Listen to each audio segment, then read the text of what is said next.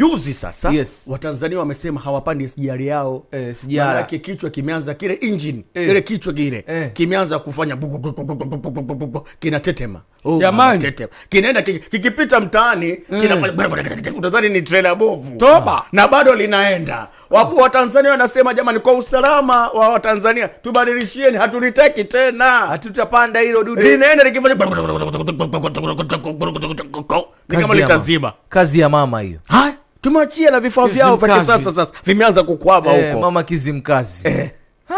Kichwa kinataka kufika kileleni. Haya wabongo yako wapi jamani? SGR yenu yatetema ndio hiyo. Haya mtasemaje sasa?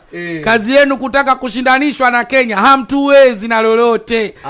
Mahali mnatushinda tu ni kupaka mate na kuteleza. Kama peke yake. Huko lakini kwengine kote hata kilomita za lami mnabishana, lakini Ruto alisema juzi mkishikana na Uganda na Rwanda hamtufikii kwa kilomita za lami. Kisomo ndio hata msiulize nyi wenyewe. Mkisema kusuka bumbu tumewafunga mara ngapi? Na tulemea tu hapo kwa mashairi ya mziki, na mziki wenu ni hapo Kigoma, Dar es Salaam, ukifika sana Kampala. Na unakuja kuinuliwa huku, unakuja kuinuliwa huku Kenya. Na wasanii wenu wakubwa wanapata hela zao Nairobi na Mombasa kwa mpigo. Kwa kwenu mwalipa duni. Kwa hivyo hamtuwezi.